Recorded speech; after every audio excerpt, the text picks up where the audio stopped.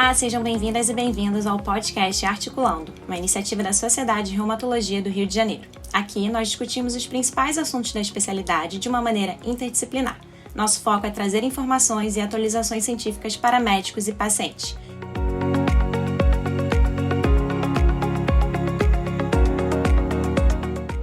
Eu sou Marina Porangaba, reumatologista e editora-chefe do Boletim, a revista da Sociedade de Reumatologia do Rio de Janeiro. Também sou professora na Universidade Estácio e médica do Serviço de Reumatologia do Hospital da Santa Casa de Misericórdia, aqui no Rio de Janeiro. Nesse episódio, vamos conversar sobre saúde reprodutiva nas mulheres com doenças reumáticas autoimunes. E para isso, temos a presença do Dr. Guilherme de Jesus, professor adjunto de obstetrícia do Hospital Pedro Ernesto da UERJ, médico obstetra do Instituto Fernandes Figueira e membro da Associação Internacional para os Estudos Clínicos em SAF. Seja bem-vindo, Guilherme. Oi Marina, tudo bom? Obrigado pelo convite, obrigado também à sociedade. É sempre um prazer participar dessa interação entre várias disciplinas. Bom, vamos iniciar então a discussão. Sabemos que o acesso a serviços e informações sobre saúde reprodutiva é um direito que deve ser garantido a todas as mulheres e, é claro, deve incluir nossas pacientes com doenças reumáticas autoimunes. Mas, por outro lado, existe a influência dos hormônios femininos em algumas das nossas doenças, como o lúpus, além do conhecido risco hormonal sobre os potenciais eventos trombóticos. Então, para trazer essa discussão à tona e poder embasar ao máximo nossas orientações a esses pacientes, eu queria discutir alguns tópicos sobre esse assunto. Começando então no cenário de uma paciente que acabou de ter o diagnóstico da doença e que iniciaremos um imunossupressor para controle. Uma pergunta que nós, reumatologistas, sempre devemos fazer, e que muitas vezes não é feita, é sobre o desejo dessa paciente ser mãe no futuro próximo. Considerando então as principais doenças que você costuma acompanhar, até que ponto uma gestação pode influenciar no controle de cada uma dessas doenças e por quê? E se existe alguma estratégia mais indicada de contracepção nesse momento que a doença de base ainda não está sob controle? Bom, é um tópico muito importante, justamente porque muitas vezes essa conversa sobre se a paciente quer engravidar ou não, ela não vai partir do ginecologista. Às vezes a paciente tem uma doença tão grave que o reumatologista vai ser a primeira pessoa que vai ter essa discussão. Pode até não ser a pessoa que vai tomar a decisão do melhor método contraceptivo, mas é sempre importante ressaltar a importância, da conversa, não só do especialista, no meu caso, de ginecologia e obstetrícia, mas também do próprio reumatologista.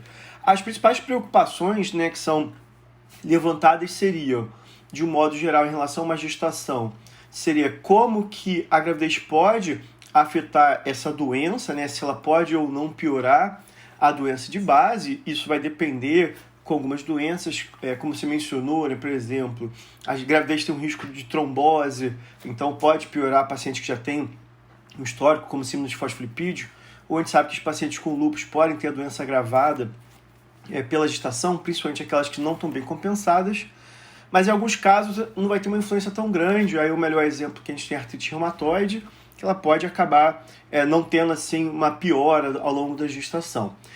Outra preocupação que a gente acaba tendo é como que a doença pode afetar a gravidez. Aí, mais uma vez, lúpus e SAF podem aumentar a chance de pré-eclâmpsia, de restrição de crescimento, de parto prematuro.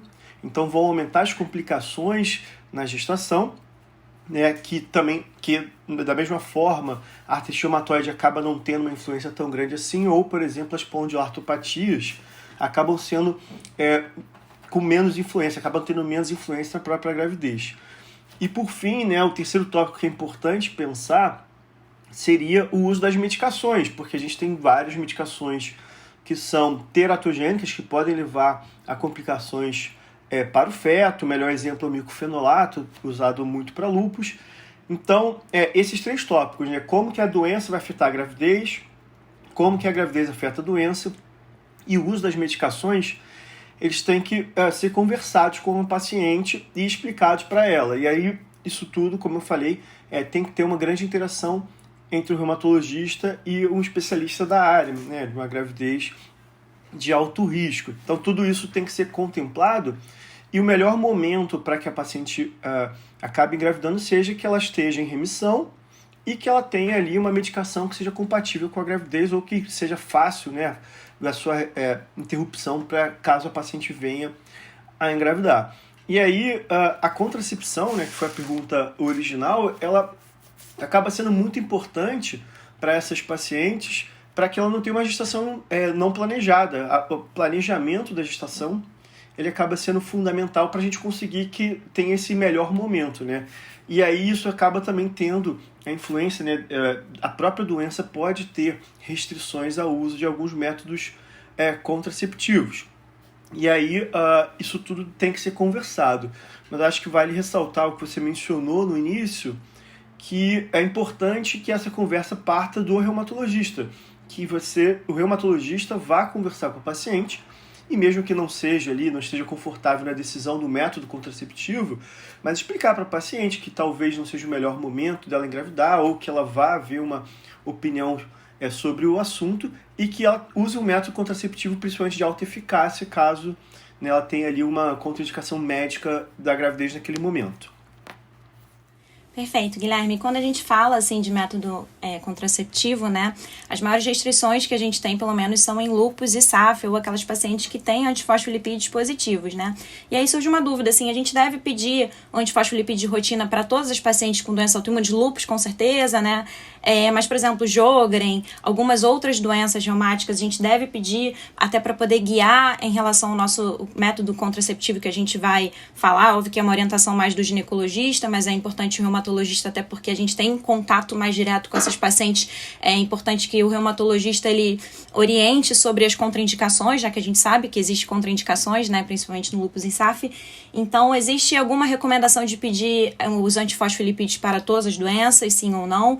E quais seriam as principais restrições, né, desses contraceptivos nessas pacientes com lúpus e SAF, né, principalmente?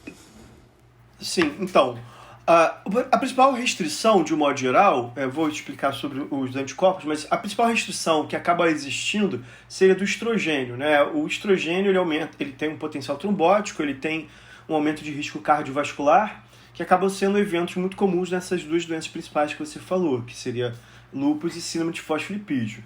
Então, o lúpus ainda tem um possível agravante de talvez aumentar a atividade da doença. Tem alguns estudos que questionam, são estudos de pacientes com lúpus leve, né, não tinha nefrite incluída, mas que o uso de anticoncepcional combinado, pacientes sem nefrite e sem anticorpo de fosfolipídio, essas pacientes elas não tiveram maior atividade da doença. Mas, de qualquer maneira, assim, né, existe um certo receio no seu uso, paciente com risco trombótico. Entra paciente com SAF, né, síndrome de fosfolipídio, mas paciente mesmo com TVP anterior que não seja SAF, ou paciente com hipertensão crônica, isso é um erro muito comum até dos próprios ginecologistas. A hipertensão crônica, mesmo que seja controlada, é uma contraindicação ao uso do estrogênio, porque ele pode ter um potencial hipertensivo e também, como eu falei, aumenta o risco cardiovascular. Então o estrogênio acaba sendo o principal, vamos dizer assim, agente que a gente vai tentar evitar nessas pacientes. Agora, quando a paciente não tem uma doença de alto risco cardiovascular, artrite reumatoide, artrite psoriásica, espondiloartropatias, acaba não tendo a restrição do estrogênio, pensando isoladamente na doença, pensando em outras comorbidades, como eu falei, hipertensão ou um diabetes descontrolado, esses pacientes acabam tendo uma contraindicação, mas não é da doença de base reumatológica. Só ressaltando, né, mesmo os pacientes com lúpus, com SAF, elas podem usar progesterona, porque ela não tem um risco trombótico, ela pode usar o implante de progesterona, ela pode usar o DIU de levonorgestrel, que não tem efeito trombótico também. O anticoncepcional, o DIU de cobre, ele pode ser utilizado, né, não tem hormônio, porém, sempre lembrar que, principalmente pacientes anticoaguladas, elas aumentam muito o sangramento menstrual e aí o DIU acaba aumentando muito também. Então, essas pacientes acabam, que têm uma contraindicação ao estrogênio, ficando mais restritas à progesterona e os implantes, o DIU e o implante também de progesterona, que também é permitido nesses casos. Mas aí, respondendo a sua pergunta original, não existe uma recomendação formal para pedir para todo mundo anticorpo de fosfolipídio. Com certeza, SAF, a própria paciente com SAF, né, então, mesmo que ela tenha tido apenas manifestação obstétrica, ela não deve usar estrogênio, mas pode usar progesterona. Paciente com lúpus, sim, deve ser pedido, né, 30% a 40% vai ser positivo. Em relação às outras doenças autoimunes, isso não é muito claro na literatura. Alguns sugerem que sim, porque você pode ter outros autoanticorpos, né, a gente sabe que você não tem apenas um autoanticorpo, você pode ter uma gama deles, com certeza não é recomendado para a população geral. Também, às vezes, é comum o obstetra mandar paciente para um reumatologista, às vezes, para investigar um abortamento de repetição, enfim. Mas caso seja a indicação do pedido da investigação é o uso de anticoncepcional, isso não é uma recomendação formal. Lembrando que você tem muito mais anticorpo antifosfolipídio positivo, né, principalmente em baixos títulos, do que o número de eventos, né? Então ele acaba sendo um epifenômeno, né? Ele fica ali perdido, mas ele não causa trombose em ninguém. Então, para as outras doenças, não sendo lúpus e não sendo a própria SAF, não é muito claro na literatura, né? Talvez valesse a pena ali avaliar o risco trombótico dessa paciente e você pode considerar a sua solicitação, mas não é algo, se a paciente não tem uma doença muito clara trombótica, se a gente vai precisar pedir para todo mundo, você vai precisar evitar estrogênio para elas. Perfeito, Guilherme. Você comentou, né, de alguns métodos com progesterona, como o DIU hormonal e até o implante de progesterona.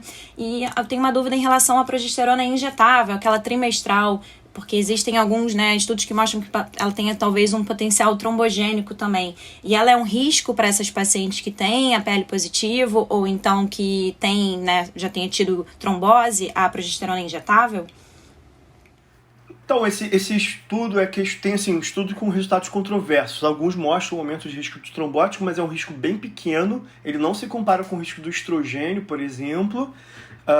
Mas tem estudo, sim, aumentando um pouco de risco em comparação, por exemplo, com comprimido de progesterona isolado. Outros estudos questionam esse resultado. Agora, a progesterona injetável ela tem uma preocupação nas pacientes anticoaguladas pelo risco de fazer um hematoma. Não é um risco muito alto, dá para usar, mas é uma preocupação, né? Agora, é muito importante lembrar que a progesterona injetável ela diminui a massa mineral óssea. Então, principalmente pacientes que usam em uso crônico de corticoides, tem que tomar muito cuidado no uso da progesterona injetável com esse efeito colateral. E pensando agora na parte ginecológica, ela acaba não sendo um método muito aceito de um modo geral. Ele é um método barato, né, até tem disponível no SUS com muita tranquilidade, porém ele tem uma retenção hídrica muito grande. Os pacientes reclamam bastante e elas podem ter um certo grau de irregularidade menstrual. E aí é muito comum o abandono do método por isso. E aí até reforçando aquela história do reumatologista conversar com a paciente, aí principalmente aquelas que usam medicações teratogênicas ou que não estão no bom momento para engravidar pela doença de base, é sempre importante nessas consultas de retorno sempre perguntar qual o método contraceptivo que ela esteja utilizando, até para manter essa cultura, né, essa pergunta, para que ela, quando ela, por exemplo, abandone o método, às vezes ela fala só para o ginecologista, né, que abandonou porque o método não estava confortável para ela, e aí você teria que pensar numa troca para ele. Excelente, Guilherme. Inclusive, é bem lembrado a questão do risco de osteoporose, né, de diminuição da densidade mineral óssea, já que as nossas doenças, muitas delas já têm esse risco também aumentado. Então, a gente podendo escolher outros métodos que não tenham esse risco, né, acho que é melhor pra gente. Então, como você falou da segurança, né, da questão da progesterona, acredito também que a pílula do dia seguinte não seja um problema para essas pacientes. Você podia comentar um pouquinho sobre isso? Não, claro, muito importante. A pílula do dia seguinte, a gente tem dois tipos, uma que tem estrogênio, mas que aparentemente não tem aumento de risco trombótico, mas ela tem muito enjoo, então ela nem é mais o método preferencial. A mais utilizada hoje em dia, né, que é o pílula pós-coito, que a gente chama popularmente pelo dia seguinte, é só de progesterona e ela não tem qualquer contraindicação, mesmo em paciente com risco trombótico elevado, ela pode ser utilizada com muita tranquilidade, então não tem esse tipo de restrição. Ótimo. E só para finalizar o assunto aqui dos métodos contraceptivos, nós fazemos uso de várias medicações, imunossupressores. Eu queria saber se tem algum imunossupressor ou alguma medicação de uso rotineiro na reumatologia que pode reduzir o efeito de algum anticoncepcional. Não, inicialmente não. Sempre teve uma preocupação se os imunossupressores poderiam diminuir a eficácia do DIU.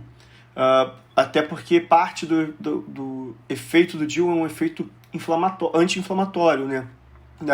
Desculpa, é um efeito inflamatório no endométrio. Então, ao usar o imunossupressor, você poderia tirar parte desse efeito. Porém, isso não é muito bem comprovado. É uma teoria não bem comprovada.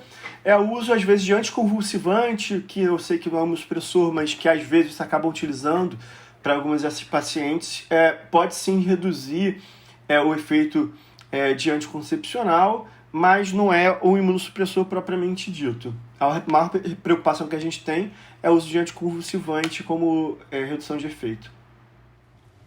Perfeito. Uma pergunta também muito comum das pacientes nesse primeiro momento do diagnóstico é se sua doença ou o medicamento, o tratamento pode reduzir sua fertilidade, suas chances de gestação futura. Você poderia comentar um pouco sobre a influência dessas doenças ou tratamentos sobre a fertilidade em si? Claro, na verdade a gente tem uma grande preocupação com o uso da ciclofosfamida, que é muito utilizada para lúpus, principalmente lúpus grave, né, com nefrite, porque é um agente quimioterápico e essa medicação ela pode, sim, diminuir a fertilidade futura. Lembrar que algumas pacientes podem ter redução da fertilidade inerente à própria paciente, não necessariamente ou a doença ou o uso de medicação, né? A infertilidade não é uma situação rara, alguns estudos mostram até 1% dos casais sendo inférteis, né, pela definição clássica de 1 ano sem engravidar após coitos regulares. Então não é uma situação muito rara e muitas vezes é atribuída à doença de base ou até ao medicamento essa infertilidade, mas ela, como eu falei, né, não necessariamente tem essa relação direta.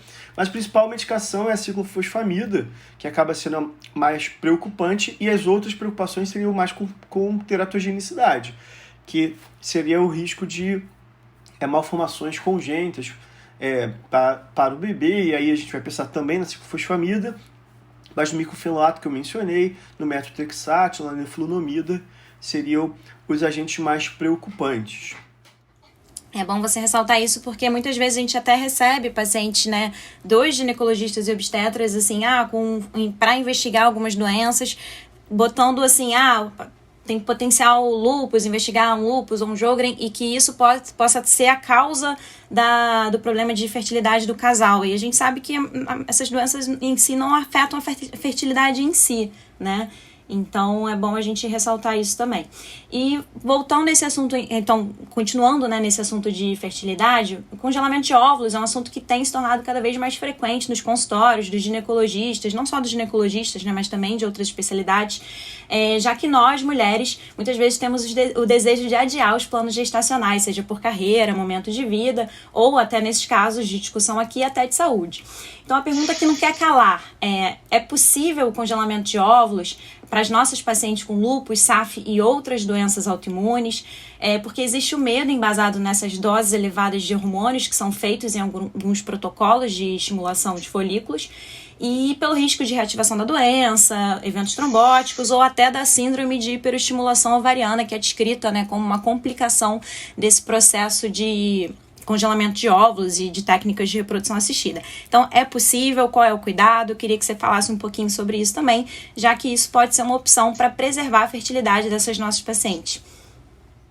Sim, é importante realmente falar sobre esse assunto, né, cada vez mais frequente hoje em dia, mas tem estudos mostrando que em pacientes com lúpus e também pacientes com SAF, não existe um aumento da atividade do lúpus nas pacientes que foram submetidas a técnica de reprodução, seja para congelamento de óvulos, ou seja para fertilização propriamente dita. Não existe um aumento da atividade do lúpus. É um estímulo realmente hormonal intenso, mas ele é muito rápido e também não há o risco de trombose. Não há relato na literatura de aumento de risco de trombose para essas pacientes que foram submetidas a essas técnicas. É muito comum, mas acaba sendo uma opinião de especialista, muito difícil fazer um estudo com isso, as pacientes com lúpus que têm anticorpo antifosfolipídio positivo fazerem anticoagulação profilática durante esse processo. E aí talvez até seja um dos motivos para você não ter uma incidência maior de trombose. As pacientes com SAF, se elas têm uma SAF com doença vascular, normalmente elas já são anticoaguladas plenas, normalmente estão usando a varfarina, e aí a gente tem que trocar para enoxaparina, porque por causa da punção, né, a gente precisa puncionar os óvulos então sempre é feita a troca para enoxaparina, mas aquela paciente que tem anticorpo antifosfolipídio, seja porque ela foi encontrada por algum motivo, enfim, né, ao acaso, ou aquela paciente que tem síndrome de fosfolipídio apenas com manifestação obstétrica, ou seja, ela não está anticoagulada, aí a recomendação é anticoagular sim com enoxaparina, aí nesse caso pode ser profilática, durante esse processo. Mas é possível sim o congelamento de óvulos e técnica de reprodução assistida. Para as outras doenças autoimunes não tem uma restrição tão grande assim, né? Só os pacientes com doença cardiovascular, enfim, mas aí não seria a própria doença, como eu falei anteriormente, aí teria as restrições impostas pela outra doença e não pela doença reumatológica. A síndrome de hiperestimulação ovariana não necessariamente vai ter um risco aumentado com as doenças autoimunes, né? Uma condição que a paciente pode ficar em anasarca, pode ter derrame pleural, ascite, tem muita relação com a dose do estímulo que foi feito. É uma condição realmente que precisa de cuidado, né? Alguns até recomendam cuidar em unidade de terapia intensiva, mas isso acaba sendo um efeito do próprio método, não teria uma influência direta na doença de base ou um risco aumentado pela doença de base, mas realmente precisa de um cuidado até que esse hiperestímulo acabe passando depois de um certo tempo. Perfeito. E em relação a essas técnicas de reprodução assistida, como a fertilização in vitro, existe alguma recomendação adicional para essas pacientes que vão se submeter a esse processo, como, por exemplo, por ter a doença autoimune, por ter esse risco, existe uma recomendação adicional em relação a biópsia de embrião ou algum protocolo específico ou não? Não tem uma indicação específica para isso, né? A biópsia de embrião ela acaba sendo um pouco, vamos dizer assim, controversa, porque para você biopsiar o embrião você tem que chegar no blastocisto, que seria um embrião em D5, e você pode começar a fazer a transferência a partir do D3, que seria a mólula. Então, só de você esperar você virar um blastocisto e depois biopsiar, ou seja, você dá uma beliscada lá nesse embrião, existe uma chance maior dele acabar morrendo. E se você for pensar que o embrião aneuploide quase todos não vão evoluir, os estudos comparativos entre transferir como mórula, que é o D3, versus transferir em D5 com o embrião biopsiado, não mostram, isso para ginecologia geral, né, independente da doença reumatológica, não mostram um benefício. O termo que usa, né, nesse tipo de estudo é o take home baby, que é, enfim, ter um bebê lá no final da gestação. No fim das contas ele é igual, que pode reduzir, por exemplo, o número de falhas de transferência, enfim. Mas em relação às doenças autoimunes, elas não têm uma relação com o aumento de risco de doenças cromossomiais, né? Lembrar que a gente está procurando ali doenças cromossomiais, você até pode fazer biópsia de embrião para doenças genéticas, hemofilia, doenças de distrofia muscular, enfim, mas aí seria só paciente com doenças específicas, né, que a família tem uma história muito característica, aí você pode pensar nesse tipo de biópsia. Em relação à biópsia tradicional que a gente faz, é uma contagem de cariótipos, buscar síndrome de Down, síndrome de Edwards, Turner. As doenças autoimunes não vão aumentar esse risco, então não há uma indicação formal. É muito comum pacientes, principalmente depois de 35 anos, ser oferecido para essas pacientes a biópsia, até para tentar identificar quem são os embriões aneuploides. Porém, como eu falei, os estudos não mostram uma superioridade nessa conduta, então não existe muito certo ou errado se vai fazer ou não a biópsia, mas com certeza para as doenças autoimunes não há uma recomendação formal só pela doença para fazer esse tipo de procedimento. E também não tem um risco aumentado de aneuploidia pelas doenças reumáticas autoimunes, né? Não tem. É só lembrar, né, que toda paciente com mais de 35 anos, você tem um aumento do risco de aneuploidia, também aumenta o risco de abortamento, né, e até uma coisa está ligada à outra. O risco de abortamento aumenta justamente porque aumenta esse risco de aneuploidia. O que acaba sendo mais comum nas doenças autoimunes, aí, por exemplo, o lúpus é o melhor exemplo, né? Às vezes a paciente vai ter um diagnóstico ali em torno de 25, 30 anos, e ela vai acabar postergando essa gestação e pode acabar passando dessa idade e aumenta um pouco esse risco. Esse risco aumenta um pouco, óbvio que não é proibitivo, ou nenhum risco que é absurdo, mas é um risco que vai aumentando gradativamente a partir de 35 anos. E aí talvez seja algo a ser conversado com a paciente, né, para decidir o melhor momento de gestar, mas não é a doença autoimune em si que vai aumentar o risco de aneuploidia. Perfeito, eu acho até que você já respondeu a minha próxima pergunta, então, que é, se um casal começa a tentar engravidar, né, em relação ao prazo de tentativas, as recomendações gerais são aquelas que você comentou, que mulheres até 35 anos tentem durante 1 ano, né, até iniciar uma investigação maior, e a partir dos 35 anos durante 6 meses. Então, existe alguma recomendação diferente nas pacientes com doenças autoimunes? Vale a pena antecipar essas investigações ou segue a recomendação geral? Não, elas seguem a recomendação geral. É possível questionar, né? Não há uma formalidade sobre isso nas pacientes que fizeram o ciclofosfamida. Um exemplo mais clássico é o lúpus, né? Mas também a gente pode usar para outras doenças autoimunes. Se você pode tentar avaliar uma reserva ovariana, enfim, isso é possível. Aí vale a pena aqui ressaltar um parênteses rápido, né? O hormônio antimileriano, que é muito solicitado nessas clínicas de infertilidade, ele não é 100% fidedigno, vamos dizer assim, né? Não é claramente assim que vai dar certo ou vai dar errado, a chance desse paciente engravidar. Então, às vezes, essa solicitação apenas de rotina, vamos dizer assim, ele acaba, às vezes, criando até um estresse desnecessário para essa paciente. E eu até já vi paciente que fez o hormônio antimileriano baixo, ela ficou desesperada e no ciclo seguinte ela engravidou espontaneamente, assim. Então ele não é linear, da mesma forma que o espermograma não é um melhor exame, assim, para ser feito de rotina, ele tem que ser feito em condições bem específicas de investigação de infertilidade. Então você acha que realmente não vale a pena a gente pedir o antimileriano, por exemplo, uma paciente que vai começar a ciclofosfamida, pedir antes e pedir depois? Não existe nenhuma recomendação desse tipo, ou sim? Aí, assim, o estudo que, inclusive aquele estudo da proteção da reserva ovariana, né, que usa os análogos de GNRH para tentar fazer a proteção, a referência desse estudo era justamente o hormônio antimileriano avaliando a queda. Olha, o hormônio antimileriano ele não é coberto por nenhum plano de saúde, não é um exame super barato, então no SUS claramente você não vai ter acesso a isso. Isso poderia ser uma possibilidade para essas pacientes, mas como eu falei, a queda do hormônio antimileriano não necessariamente vai implicar que ela vai ser infértil. Então isso talvez crie um estresse, e até da própria paciente, né? Por exemplo, a paciente usa ciclofosfamida, ou a paciente com lúpus de modo geral, né, para ser até mais específico, a gente vai tentar recomendar que ela fique 6 meses em remissão para poder engravidar. Então, às vezes, durante ainda o uso ali da medicação, perceber uma queda do hormônio antimileriano, às vezes a própria paciente pode ficar estressada e querer, vamos dizer assim, atropelar as coisas. E querer engravidar mais rápido, porque está vendo que o hormônio está caindo, o antimileriano. Então, assim, não há essa recomendação formal, até por essa falta mesmo de linearidade em relação ao resultado com a gravidez em pacientes que não estão tentando engravidar, só para ficar claro.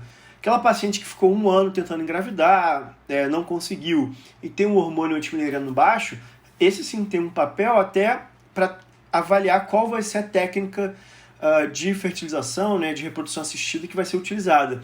Às vezes, com o hormônio antimileriano baixo, eles começam com uma dose mais alta de estímulo ovariano, né? Então, aí sim ele tem um papel específico. Mas ele sendo feito de rotina, e essa da avaliação das pré- e pós-ciclofosfamida, ele acaba sendo um pouco mais protocolo de pesquisa até o momento, né? Pelo menos nunca li nada sobre uma recomendação formal desse tipo de solicitação, do que necessariamente um uso habitual, né? E aí só para, não sei se eu deixei claro da outra vez, né? Os pacientes com doença autoimune devem manter, né, esse tempo habitual que a gente fala de 1 ano até 35, 6 meses depois de 35 anos, sem nenhum tipo de investigação adicional só por ter uma doença autoimune.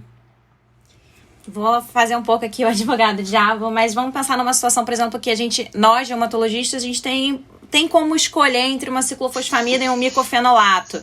Então, sendo uma mulher e tal, talvez esse antimileriano aí, né, se a paciente tiver condições, assim, de arcar com custo e a questão da gestação seja importante para ela no futuro, talvez esse antimileriano possa ajudar a gente também né, de repente, se ela tiver já uma reserva baixa, a guiar essa escolha entre, de novo, se não tiver né, se não tiver uma prioridade de uma medicação em relação à outra, por conta da doença, da nefrite, por exemplo.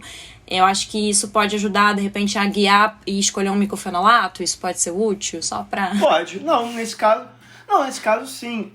Mas aí, eu concordo, nesse caso eu acho que ele pode ser útil sim. Mas aí é só um pouquinho diferente, porque na verdade você está querendo ver uma medicação com potencial dano à reserva ovariana. E se você já mostra que tem uma reserva ovariana mais baixa, realmente você pode optar por não fazer essa medicação caso ela não tenha, né, a outra medicação não tenha uma inferioridade no tratamento. Eu acho que é possível sim, mas aí é um caso muito específico, né? Porque, por exemplo, se o hormônio antimileriano vier alto, também não vai garantir que essa paciente vai engravidar depois. Ela pode, mesmo depois de todo o processo, continuar sem conseguir engravidar, até pela normalidade da infertilidade que eu mencionei anteriormente.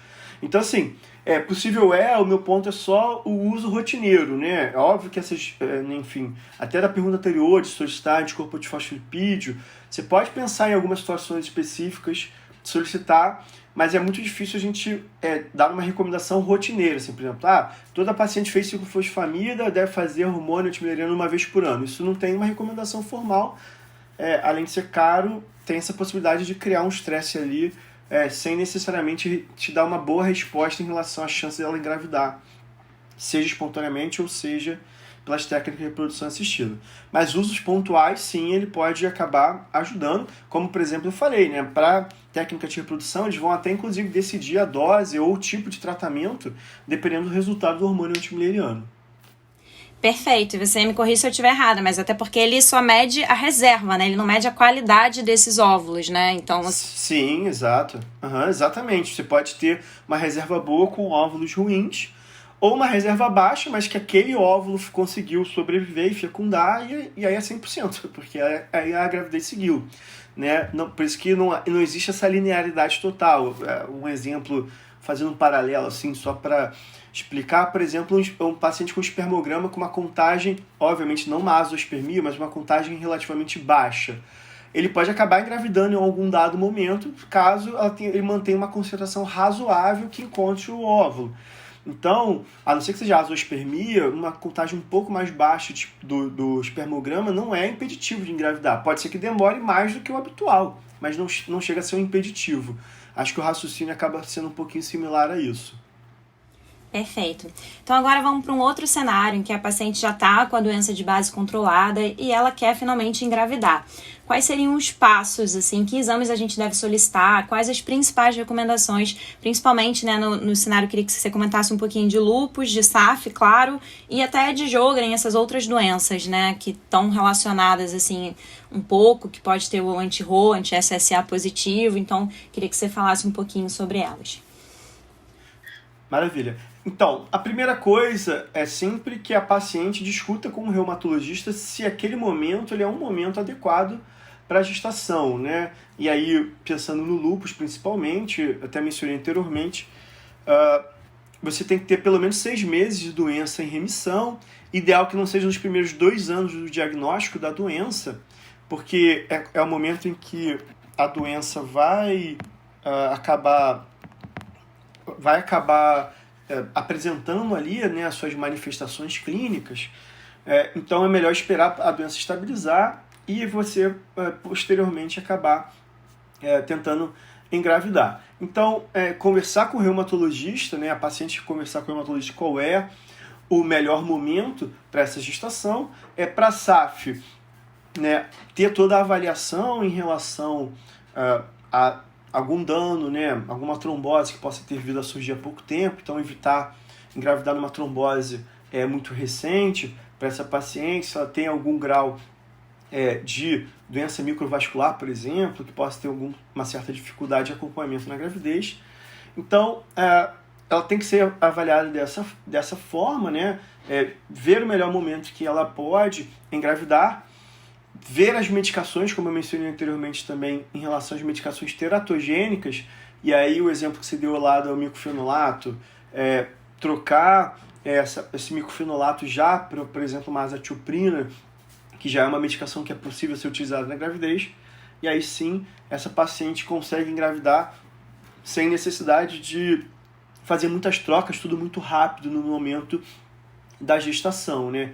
Então, essas são as doenças que têm uma influência muito grande assim, na gestação, lúpus e SAF, mas como você mencionou, né, síndrome de Sjögren, ou as pacientes que têm lúpus e têm o anti-Ro positivo, o anti-SSA positivo, essas pacientes têm um risco aumentado de bloqueio ato-ventricular, né, bloqueio ato-ventricular congênito, né, não é a paciente, é o bebê que pode fazer esse bloqueio. Esse é um bloqueio que ocorre normalmente entre 18 e 23 semanas. A gente tem ainda o protocolo de rastreamento com um ecocardiograma fetal para tentar identificar esse bloqueio. E essas pacientes, por exemplo, elas têm uma recomendação de utilizar a hidroxicloroquina ao longo da gravidez para tentar reduzir a incidência desse bloqueio. Né? Essas são as recomendações formais aqui até o momento para pacientes que têm o anti-Ro, né, o anti-SSA positivo. As outras doenças que não têm uma relação muito clara de piora durante a gravidez, como por exemplo a artrite reumatoide. Lembrar, antigamente a gente até achava que 90% das pacientes iam melhorar, hoje em dia a gente sabe que isso não é verdade, né? Na verdade a gente tem em torno de 60% das pacientes que melhoram, ainda é um grande número, mas tem um número razoável de pacientes que acabam piorando, mas lembrar lá do metrexato, do eflunomida, que devem ser evitados, e hoje em dia os biológicos, principalmente o anti-TNF, já podem ser usados com mais tranquilidade. Então ver a doença clínica da paciente, orientar sobre os riscos durante a gestação e já fazer as trocas, né? Então ela precisa dessa avaliação, né, inicial para ela pensar em engravidar. E aí a partir disso o reumatologista encaminha ela para um obstetra que vai precisar, né, fazer esse acompanhamento em conjunto, né, sempre trocando ali uma ideia, principalmente quando aquelas situações que podem acabar dificultando o diagnóstico diferencial, pré-eclâmpsia da nefrite lúpica, né, síndrome HELP, de algum cometimento hepático, enfim, essas coisas, ou até mesmo, por exemplo, dores articulares normais da gestação, como a dor lombar, que às vezes podem estar relacionadas mais à própria gestação do que necessariamente a doença autoimune. E Guilherme, depois que a paciente engravidou e finalmente ela teve sucesso na sua gestação, existe uma recomendação especial, alguns exames diferentes que a gente deve pedir em relação a essas pacientes com doenças autoimunes? Então, a gente tem que lembrar, né, que essas pacientes elas têm algumas alterações fisiológicas da gravidez que podem atrapalhar a interpretação de alguns exames habituais. Um exemplo clássico é o VHS, que toda grávida tem VHS aumentado, então a gente acaba perdendo esse marcador de atividade de algumas doenças. Por exemplo, é muito comum o aumento do complemento durante a gestação, isso é fisiológico, então ele pode ficar mascarado ali, por exemplo, uma paciente com lúpus. Então, solicitar um complemento ali no início do pré-natal é importante para a gente ver qual é esse valor, para ver se vai ter alguma variação ao longo da gravidez. Isso é importante. Lembrar que fibrinogênio e dedímero também aumentam de forma fisiológica na gestação. Isso falando mais dos exames habituais do laboratório. Né? As pacientes com doença autoimune, principalmente com lúpus, recomenda-se fazer uma avaliação do anticorpo antifosfolipídio.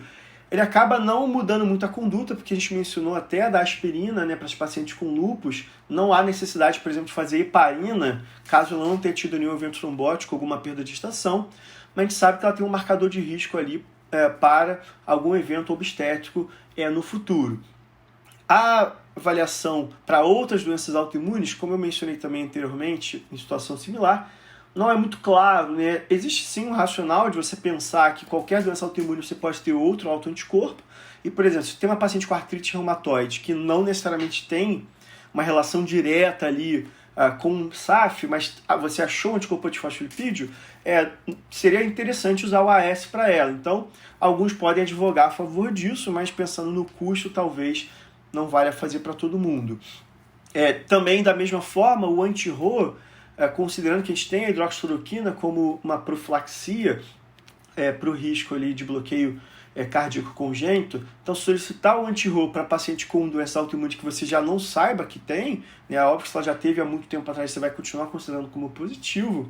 Isso também pode ser considerado. E aí, ajuda bastante também nós obstetras solicitar, por exemplo, nas pacientes com nefropatia, aí o exemplo melhor é o lúpus, mas a gente pode pensar em outras doenças reumatológicas que acometem o rim, e você solicitar uma proteinúria e toda aquela avaliação de síndrome HELP, né, uma função hepática, uma bilirrubina, enfim, antes de 20 semanas de gravidez, porque a gente sabe que a paciente não tem pré-eclâmpsia ou síndrome HELP nesse momento, é uma doença que só desenvolve na segunda metade da gravidez, e saber, por exemplo, que uma paciente com lúpus já tem uma proteinúria basal ali de 500, 800 miligramas, isso pode ajudar a gente lá na frente no diagnóstico diferencial entre nefrite e pré-eclâmpsia. Então, é importante no início do pré-natal, né, fazendo um resumo, avaliar ali lesões de órgão-alvo que essa paciente possa ter, aí isso vai variar de acordo com cada doença, avaliar a solicitação, né, de outros autoanticorpos caso não tenham sido investigados ou que tenham sido investigados negativos, principalmente que afetam a gravidez. Aí o melhor exemplo vai ser o anticorpo antifosfolipídio. Lembrar que o FANO vai fazer muita diferença para a gente ao longo da gestação, né? E também lembrar dessas pegadinhas, né, de alterações fisiológicas que a gravidez pode acabar atrapalhando a interpretação do resultado desses marcadores reumatológicos que vocês solicitam de rotina. Perfeito. Eu queria tirar algumas dúvidas, assim, de algumas situações do dia a dia, assim, que a gente se depara. A primeira delas é a paciente que chega, na verdade, o contrário, né? O ginecologista, o obstetra encaminhou para nós reumatologistas porque a paciente teve uma perda ou duas perdas, um abortamento, aí eu vou dizer precoce, assim, menos de 10 semanas, e aí no meio da investigação veio antifosfolipídio positivo ou um FAM meio duvidoso, a paciente nunca teve diagnóstico de doença autoimune. E aí eu queria que você falasse um pouquinho disso, do quanto que esse antifosfolipídio positivo, aí eu digo nessa situação positivo mesmo, né? O quanto que isso pode estar influenciando nessa gestação, seja né? Às vezes a paciente chega com uma história só de abortamento pra gente com esses exames positivos. Essa é a primeira dúvida que eu tinha, depois eu vou tirando as outras. Não, tudo bem.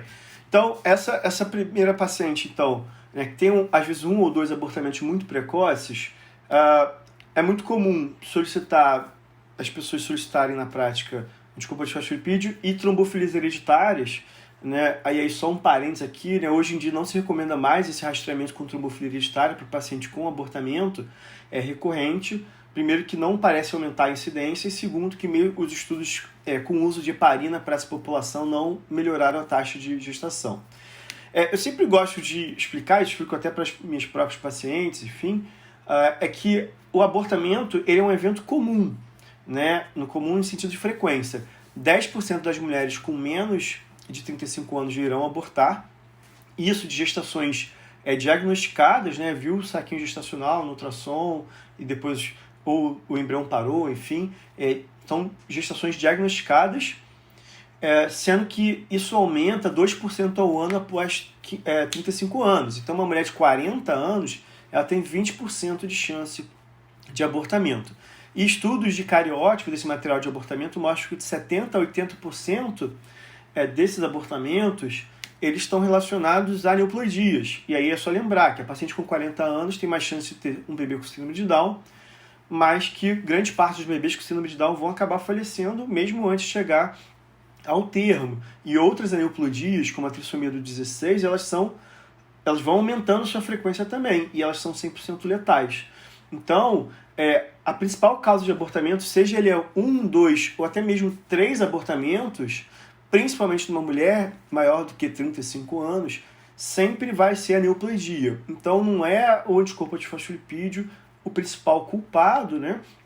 E o uso de heparina, seja para paciente com abortamento recorrente que foi identificado alguma trombofilia ou sem trombofilia, não aumentou a taxa de abortamento. Inclusive, hoje em dia, alguns trabalhos até mostram que paciente com anticorpo positivo e abortamento precoce recorrente também não teria uma melhora do resultado gestacional. Um pouquinho mais complexo, mas só mostrando que existe uma controvérsia sobre isso. Então, chegando essa paciente nessa situação, ela não teve trombose prévia, mas veio um anticorpo antifosfolipídio positivo em altos títulos, mas ela não fecha aquele critério clássico para SAF, ela tem um abortamento ou dois, a recomendação formal atual é apenas a aspirina em baixa dose, não é usar heparina para essas pacientes. Eu entendo algumas pacientes preocupadas em relação à gestação subsequente e até o próprio médico.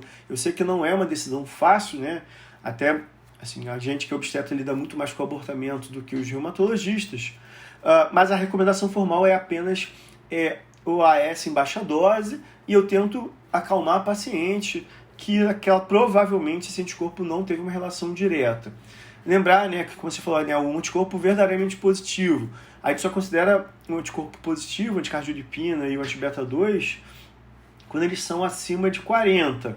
Né? Abaixo disso, eles são considerados fracos e não estão associados a eventos. Então, às vezes eu recebo o paciente encaminhado com uma anticardiolipina de 18, 15, como se fosse positivo, e isso não é considerado positivo.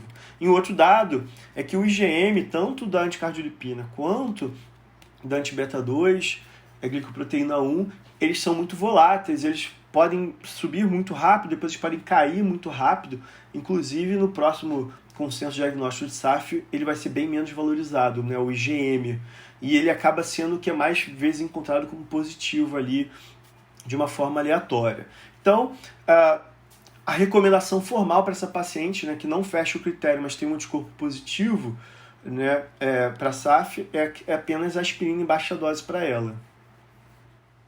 Perfeito. Aproveitando que você falou da aspirina, em quais outros momentos assim que estaria indicado o uso da aspirina, por exemplo, uma paciente com lúpus, quais principais situações, cenários assim que a aspirina teria um papel aí para melhorar os desfechos na gestação dessas pacientes com doenças reumáticas? A aspirina, né, para nós obstetras, ela tem um efeito muito bom para a prevenção de pré-eclâmpsia, né? Ela reduz a recorrência do evento para quem já teve e também diminui a incidência de pacientes que ainda não tiveram.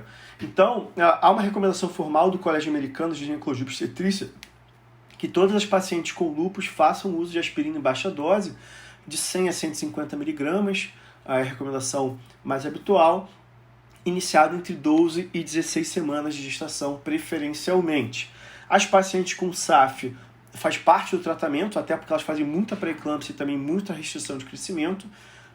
Então, o tratamento é EAS com heparina. Às vezes eu também vejo, infelizmente, o reumatologista prescrevendo a heparina, mas não prescrevendo o AS. Ele é importante para a gente, obstetra. Então, essas doenças vasculares, então, a gente usa também, por exemplo, a vasculite, artrite Takayasu e as outras vasculites habituais, porém, tem menos estudo nessa população, até pela raridade maior dessas doenças. Então, as pacientes com doenças vasculares vale a pena usar, mas, por exemplo, artrite reumatoide, artrite psoriásica, espondiloartropatias, que não são vasculopatias, né, não tem uma doença vascular associada, essas pacientes aí a gente não precisa utilizar a aspirina para elas. Perfeito, você lembrou muito bem, né? Que muito se fala sobre a heparina e pouco se fala sobre o AS. E eu acho que vale a pena a gente ressaltar a importância, né? Já que ele ajuda bastante, né? Nessas situações. Para finalizar, então, a gente sabe o papel também da hidroxicloroquina nessas pacientes, principalmente com lúpus, mas existem algumas pacientes que, infelizmente, têm contraindicação ao uso da hidroxicloroquina ou teve algum efeito adverso, como uma reação urticariforme. E para essas pacientes que não conseguem continuar, né, fazer o uso da hidroxicloroquina durante a gestação, existe algum cuidado maior, alguma recomendação especial para que a gente possa dar a esses pacientes? Você já falou do uso do AS mesmo, mas existe alguma recomendação adicional? Bom, lembrar só o uso da hidroxicloroquina, toda paciente com lúpus também deve usar a hidroxicloroquina, porque isso diminui a chance de atividade do lúpus na gravidez. Alguns trabalhos mostram até menor incidência de pré-eclâmpsia, é um pouco questionável, mas enfim. Então, a gente sabe que o reumato adora a hidroxicloroquina, mas caso ela não esteja utilizando, ela deve utilizar ao longo da gravidez, caso não tenha alguma contraindicação ali, como você mencionou. E também aquela outra situação que eu mencionei, a paciente com anti-ROR, um anti-SSA positivo, essa paciente, mesmo que ela não tenha doença autoimune, às vezes foi solicitado ali de uma forma aleatória, ou numa alguma investigação um pouco frustra, surgiu ali um anticorpo positivo, a recomendação formal hoje em dia é que ela também use a hidroxicloroquina. Caso ela tenha contraindicação ao uso, infelizmente não tem uma alternativa para ela, a gente não tem uma outra recomendação diferente para elas mesmo, ela vai ficar sem utilizar ao longo da gestação, mas é só lembrar daquelas situações mais habituais, né, que a gente precisa usar nesses 2 casos que eu mencionei. Ótimo, Guilherme. Eu acho que a gente vai encerrar a discussão agora. Muitas dúvidas irão surgir, então a gente já se bota à disposição aqui conforme forem surgindo mais dúvidas. E acho que essa relação e troca entre o reumatologista e o ginecologista obstetra é fundamental para que os nossos pacientes tenham os melhores desfechos e consigam ter seus sonhos realizados mesmo com a doença. Nesse segundo episódio do Articulando, nós conversamos com Guilherme de Jesus. Muito obrigada pela sua participação, Guilherme. Obrigado, Marina. Mais uma vez, obrigado à sociedade pelo convite. Eu acho ótimo também essa troca de ideias e troca de aprendizado. E também sempre deixar claro que ter uma doença autoimune, isso não é impeditivo ou proibitivo de você ter uma gestação e uma gestação muito bem sucedida. A gente precisa de cuidados diferenciados, orientações muito específicas para esse grupo de pacientes. São doenças raras, você sabe muito bem disso, mas que, de um modo geral, é muito incomum a gente ter uma contraindicação à gestação, são situações muito raras.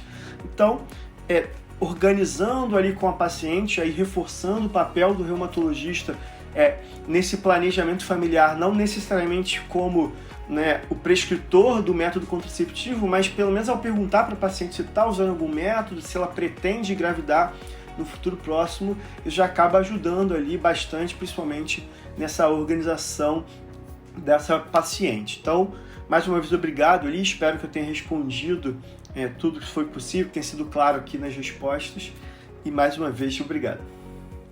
Agradeço também aos ouvintes e espero que tenham gostado da discussão. Convido vocês a acompanharem nossas redes sociais procurando por Reumato RJ. Até a próxima!